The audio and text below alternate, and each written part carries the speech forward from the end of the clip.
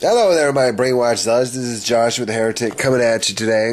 I have a little bit of a head cold, but I'm still going to come at you today because I have something that I find is valuable for me to tell you, because there's this guy out there who's giving me a hassle, just a straight up hassle, man, and it's really annoying me. And it's not the hassle that I can't handle, but it's something that he brought to mind that I needed to bring to your attention.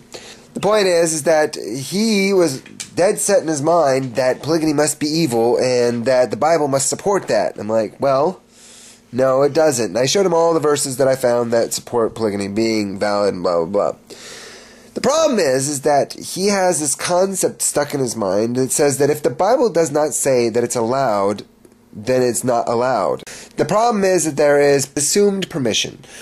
In the Bible, you have to assume permission of things that are not written in the Bible. If it does not specifically say, do not do this, we have assumed permission. It's assumed. If it doesn't say, don't do this, then you can do that.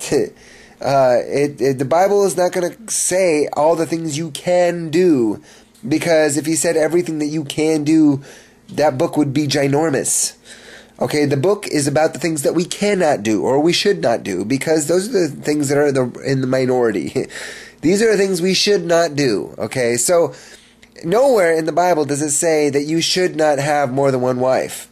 It doesn't say that anywhere in there. In fact, it doesn't say anything about it. Just says, if you want a wife, get a wife. If you want another wife, get another wife. If you want another wife, get another wife. It doesn't really delineate between more than one or just singular or none. It just says, if you want a wife, get one. If you want another one, get another one.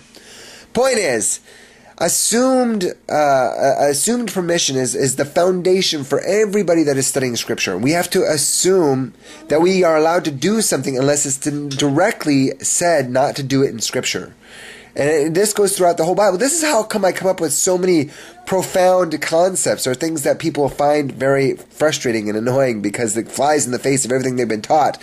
Because I just say, well, if the Bible doesn't say I can't do this, then I can do it. Okay, because it's assumed permission. I'm not going to ask God if it's okay for me to drive a car, because there weren't any cars back then. It's fine to drive a car. There's no issue about it. There's not a problem with it, because it's assumed permission. I just assume that I can do this. The reason that they're nitpicking on this one is because they don't want people to have more than one wife. Now, I don't know why they don't want people to have more than one wife, but we have to assume that we have permission until God dictates otherwise, and the only way He can dictate is through Scripture. So everything in Scripture, everything that is in your life, assume you have permission unless the Bible tells you otherwise.